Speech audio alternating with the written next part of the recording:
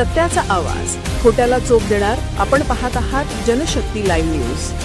निर्भीड बातम्या, निडर पत्रकारिता. वळसंग येथे शासकीय जागेवर अतिक्रमण व अवैध मुरुमसाठा. ग्रामस्थांचा 10 नोव्हेंबर रोजी उपोषणाचा इशारा.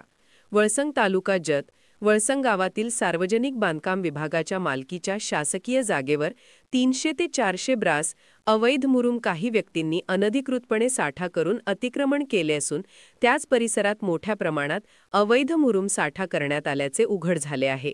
या दोन्ही गंभीर प्रकारांविरोधात ग्रामस्थांनी प्रशासनाकडे निवेदन देत तात्काळ कारवाईची मागणी केली आहे. अन्यथा 10 नोव्हेंबर रोजी ग्रामपंचायत कार्यालयासमोर उपोषणाला बसण्याचा इशारा ग्रामस्थांनी दिला आहे.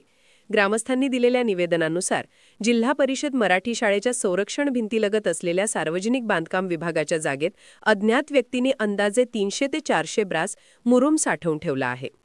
या साठ्याबाबत चौकशी केल्यावर कोणत्याही शासकीय अधिकाऱ्यांना याबाबत माहिती नसल्याचे स्पष्ट झाले आहे.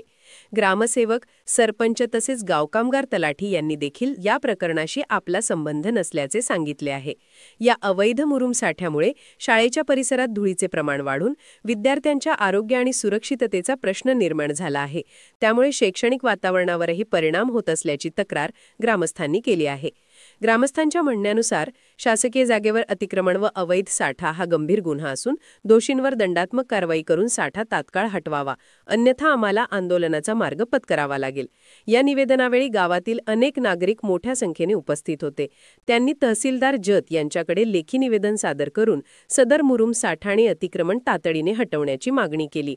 ग्रामस्थांचा ठाम इशारा आहे की जर प्रशासनाने याकडे दुर्लक्ष केले तर 10 नोव्हेंबर रोजी ग्रामपंचायत कार्यालयासमोर उपोषण सुरू करण्यात येईल. जनशक्ती लाईव्ह न्यूज चॅनलला लाईक करा, शेअर करा आणि सबस्क्राईब करा.